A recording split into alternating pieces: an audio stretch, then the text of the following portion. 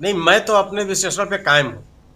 मैं अपने जो मेरे पास जानकारी है, जितने लोगों से मैंने बात की है, जैसे-जैसे मैं ऐसा भी नहीं था कि कहीं एक जगह में बैठा हुआ था। वो रोहतास जिले के लगभग सभी विधानसभा क्षेत्रों में मैं गया हूँ। पचासों लोगों से मैंने बात किया है, जो वोट देकर के निकल रहे थे, जो अभी प्रशांत जी कर रहे थे, उसी शब्दावली के तहत। और कहीं भी ऐसा नहीं लग रहा था कि जो एग्ज़िट पोल दिखाए जा रहे हैं, उसके हालात बनते हुए। दूर-दूर तक नहीं। मेरा बल्कि मैं ये मानना है कि एनडीए का जो दो 2020 का जो मतदाता समूह था, उसमें बिखरा हुआ। जबकि महागठबंधन ने अपना जो समर्थक वर्ग है, उसको बढ़ाया। लोगों के मन में अगर अगर ये बार-बार ये कहा जा रहा है, जो तर्क लोग दे रहे हैं कि महिलाओं का मत प्रतिशत बढ़ा है। ठीक है, बिल्कुल बढ़ा है। 71.6% महिलाओं ने वोट दिया है। लेकिन उनकी संख्या कितनी है? 3,51,00,000 से अधिक। 3,51,00,000 से अधिक। और पुरुषों का कितना वोट है? 3,93,00,000 से अधिक। लगभग 42 लाख से अधिक मतदाता से अधिक पुरुषों ने मतदान किया। और उसके बाद भी महिलाओं का जो पहले का वो समर्थक वर्ग था नीतीश कुमार का, निश्चित रूप से मैंने दो इलेक्शन देखे हैं जिस समय वो अपनी सत्ता को बरकरार रखने में कामयाब हुए थे। महिलाओं का अधिकांश हिस्सा नीतीश कुमार के साथ रहा है, इससे कोई दो राय नहीं। लेकिन इस सरकार के खिलाफ लोगों के मन में मैं स्वीकार करता हूं कि नीतीश कुमार को लेकर के कोई आक्रामक विरोध मुझे नजर नहीं आया। मैं 3 जिलों में गया हूं, 2-3 चरण वाले मतदान मेलों में। लेकिन इस सरकार के खिलाफ नाराजगी है, इस सरकार के भ्रष्टाचार को लेकर के नाराजगी है, जो रोजी रोजगार के सवाल पर सरकार के अनदेखी के को प्रश्न को लेकर के नाराजगी है, जो भर्तियां नहीं हुई राज्य सरकार की ओर से, उसको लेकर के नाराजगी है, बिल्कुल है। और लोग आपको व्यक्त करते हुए नजर आएंगे, चाहे वो लड़कियां हो चाहे युवक हो। तो जो एग्जिट पोल अन्य के लोगों ने दिया, हम लोग डीवी लाइव के अलावा, उससे सहमत नहीं हुआ जा सकता। क्योंकि अगर अगर ये इतने बड़े पैमाने पर लोगों ने इस सरकार को बनाए रखने के लिए मतदान किया, ये संभव नहीं है। ये इसके कोई वजह नहीं नजर आती। यह बढ़ा हुआ मतदान इस बात का संकेत नहीं है कि लोग इस सत्ता को बरकरार रखना चाहते हैं। दूसरी तरफ जो बढ़ा हुआ मतदान है, ये अभी भी मैं कह रहा हूं कि परिवर्तन का मतदान। लोग परिवर्तन चाहते हैं। लोग ये चाहते हैं कि रैंक एंड फाइल में बदलाव आवे। और ये मतदान केंद्रों पर भी दिखाई जो बड़ा, इसके दो कारण मैं मानता हूं कि महागठबंधन और एनडीए दोनों के समर्थक वर्गों ने बढ़ चढ़ के मतदान में भाग लिया। लेकिन एनडीए अपने मतदाताओं को अपने साथ बरकरार नहीं रख पाया, उसमें बिखराव है। महागठबंधन में कोई बिखराव नहीं। जैसे अगर आप अल्पसंख्यक मतदाताओं को लीजिए, अल्पसंख्यकों का एक वर्ग, अच्छा खासा वर्ग, वो मतदान करता था नीतीश कुमार जी के लिए, वो पूरी तरह से महागठबंधन के पक्ष में खड़ा है। इसी तरह से मैं जो विद्रोह की स्थितियां हैं वह एनडीए में ज्यादा है। अपने एंटी इनकम्बेंसी को रोकने के लिए आरजेडी ने बड़े अच्छे प्रयास किए, अपने ढेर सारे प्रत्याशियों को बदला है, खासतौर से दूसरे चरण के इलाकों में जहां मतदान कल पूरा हुआ।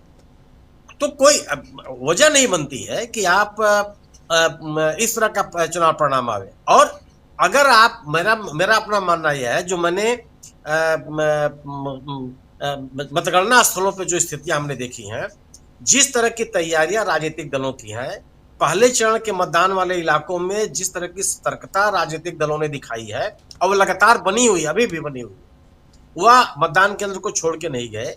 छोटी बड़ी भी, अगर कहीं थोड़ी देर के लिए भी बिजली गई, थोड़ी देर के लिए भी अगर सीसीटीवी कैमरा बंद हुआ, तो जो महागठबंधन के लोग हैं वो तत्काल सक्रिय हो गए। लगभग सभी जिलों में लोग जो हैं, जो विभिन्न राजनीतिक दलों के लोग हैं, चाहे वो आरजेडी के लोग हों, चाहे वो माले के लोग हों, यहां तक कि कांग्रेस के लोग भी, वह बहुत ही अधिक सक्रिय है।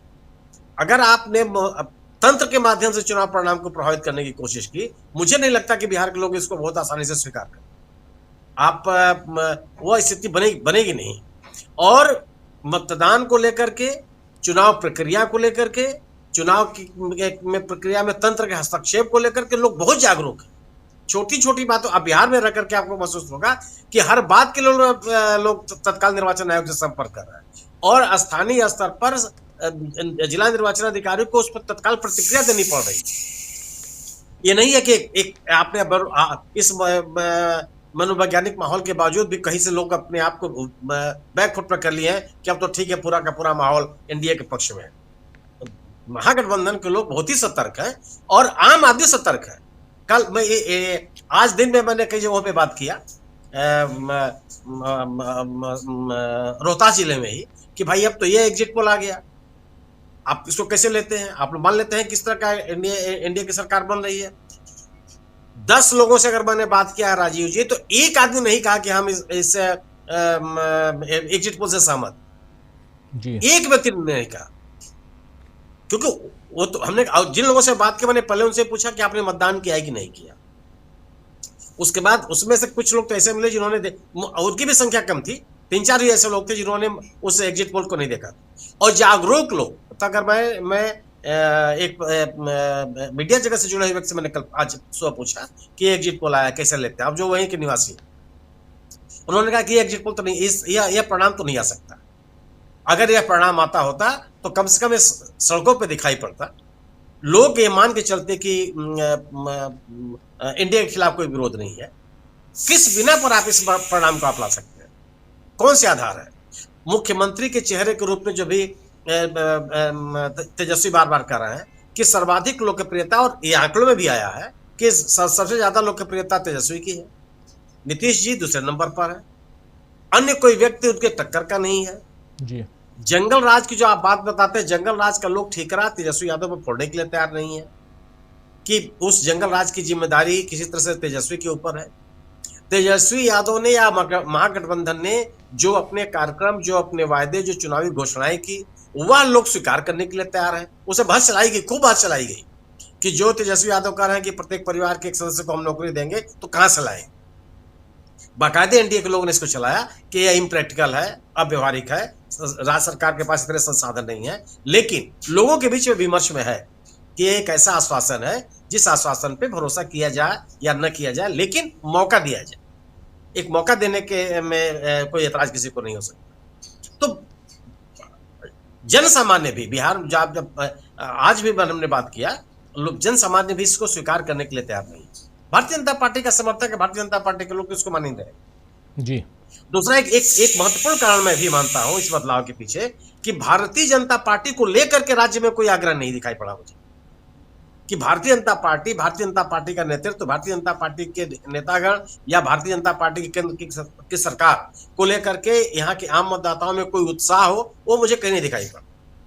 एनडीए के पक्ष में केवल एक ही तर्क में महसूस करता हूं, वह है कि नीतीश कुमार के खिलाफ आक्रामक विरोध का न होना, लेकिन उनको स्वीकार कर लिया जाए, यह स्थिति भी नहीं है। लोगों के मन में नाराजगी है, और वह नाराजगी, सबसे बड़ी नाराजगी है युवाओं की, और वह नाराजगी दिखती है।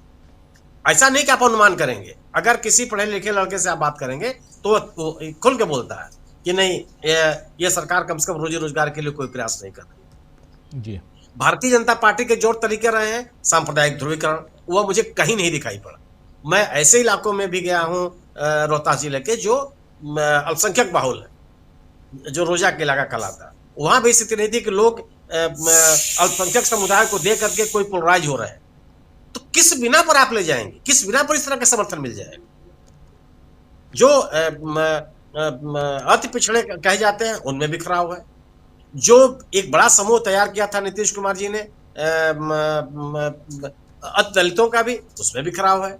तो अगर आपका मतदाता आपके साथ पूरी तरह से नहीं रह पाया है, उसमें बिखराव की हालात बने हुए हैं, और केवल 2020 का चुनाव 0.03% से आपने बढ़त हासिल कर ली, तो इस चुनाव में कौन से कारण है?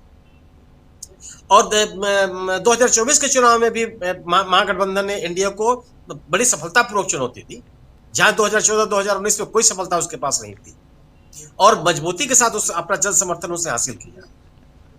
पिछले चुनाव में ही अगर आप बात कीजिए तो सबसे बड़ी सिंगल लार्जेस्ट पार्टी बनकर के जनता आरजेडी उभर के आई। आज कैसे हो जाएगा? कौन से ऐसे कारण हैं जिस कारण से इस तरह की सफलता एनडीए को मिल सकता? तो मैं तो सहमत नहीं हूं, और जितने मुझे नहीं लगता कि बिहार के लोग जितने आगे नहीं बात की, उसमें से भी